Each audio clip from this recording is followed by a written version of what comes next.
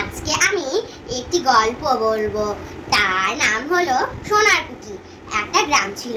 ওই গ্রামে গরমের ছুটি কাটাতে একটা বাচ্চা এসেছিল। ওই বাচ্চাটার নাম ছিল রোহিত। তো রোহিতের বয়স এখন মাত্র 7 বছর। সে অনেক বুদ্ধিমান আছে।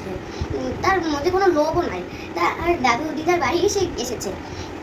তো তার দাদু দিদা তখন একটা গল্প করছিল যে গ্রামের আরেকজন নাকি হারিয়ে গিয়েছে সোনার কুঠি দেখতে পেয়ে। তখনই ও এসে বলল দাদু দিদাকে, দাদু দিদা এটা কি হয়েছে? তার দাদু দিদা হলো যে একটা সোনার পুঁতি দেখতে পেয়েছিল একটা লোক।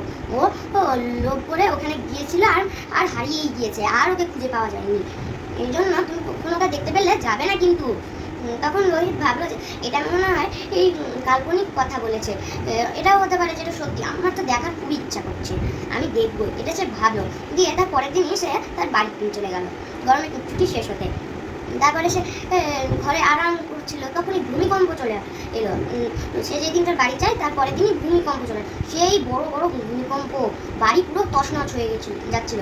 তখনই রোহিত একটা টেবিল আর তার খেলনাপাতি বই খাতা নিয়ে বাইরে চলে এলো। কেবলমাত্র সেই বেঁচে ছিল, বাড়ির সবাই মারা গিয়েছিল বাড়ি ভেঙে। তাই তার দাদু দিদা তাকে তাদের গ্রামে নিয়ে এলো। আর তাদের কাছে তো অত টাকা ছিল না যে রোহিতকে বড় একটা স্কুলে পড়াবে। তাই রোহিত বিনা পড়াই বড় হলো আর তার বিয়েও হয়ে গেল। এবার তার দাদু দিদাও মারা গেছে। তার দাদু দিদা তাকে যত টাকা দিয়েছিল সে ওই টাকা দিয়ে একটা নৌকো কিনেছিল বড়। ওখানে লোকজন যেত আর আসতো। একদিন তারকে এই পার থেকে ওই পারে যেতে হচ্ছিল। তাই সে ভাবলো যে নৌকায় করে যাই একটু ওই পারে, আমার একটু ফল নিতে হবে। জঙ্গলে অনেকগুলো ফলে বাগানও আছে, জঙ্গলে আছে।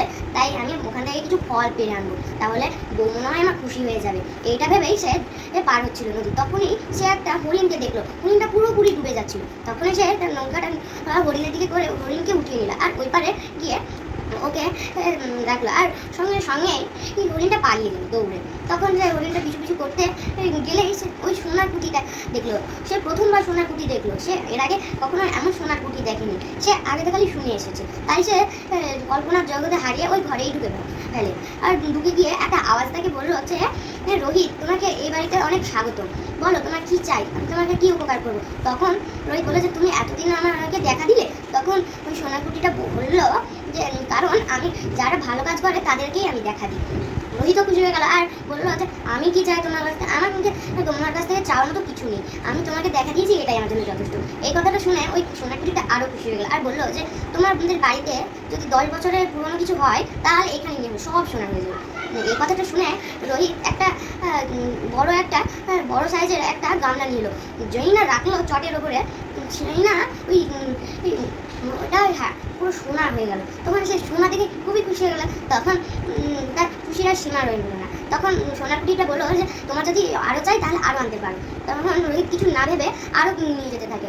এইভাবে চলতে চলতে একদিন রোহিত বলেই ফেলে তার বউকে নিয়ে সে একদিন তাকে নিয়ে যায়। তখন তার বউকে নিয়ে যায়। তার বউ সোনারকুঠি দেখে তার খুবই খুশি হয়ে যায় আর সোনারকুঠিটা বলে তুমি কত সুন্দর দেখতে সোনারকুঠি। তখন সোনারকুঠি বলে তোমরাও দেখতে সুন্দর। তখন সে বললো সোনারকুঠি যে তোমার যদি আরও কোনো সোনার দরকার পড়ে তাহলে নিয়ে যাও। তখন তাদের লোভও একটু বেড়ে গেল। রোহিত প্রতিদিনই যাত্রীদেরকে নিয়ে যেত আর কিছু কিছু নিয়ে আসতো। এইভাবে তার অনেকগুলো লোভ হয়ে গেল। একদিন সে চুরি কথা ভাবলো। তার বউকে সে বললো যে পাশের বাড়ির একটা বৌদি আছে, ওর ঘরে এত বড় একটা বাক্স আছে, ওটা চুরি করতে হবে, তাহলে তুমি মাল হয়ে যাবো। এটা তার বউ ভাবে। তার বউ বলে যে হ্যাঁ গো তুমি তো ঠিকই বললে। তখন তারা একটা বুদ্ধি খাটালো। রোহিত তার বউকে বললো যে তুমি ওই ওই পাশের পাড়ার ওই দিদিটাকে তুমি বাইরে নিয়ে যেও, সেল আছে বলে, সস্তা দামে অনেক কিছু পাওয়া যাচ্ছে বলে, আমি তখন চুরি করে নিচ্ছি। এটাই হলো। তার বউ তাকে ডেকে সস্তা জিনিসের নাম করে নিয়ে গেল আর সে তখন এই বাক্সটা চুরি করে নিল আর সোনার গুটিতে নিল। সোনার গুটি গেল তার বউকে নিয়ে। তার বউ ওটা রাখতে কিন্তু ওই ওটা বাক্সটা কিন্তু সোনার হলো না, কিন্তু তার বউই সোনার হয়ে গেল। এই দেখে তো সে খুব কাঁদতে লাগলো। আর তখনই ওই সোনার কুটিটাও উধাও হয়ে গেল তার সামনে।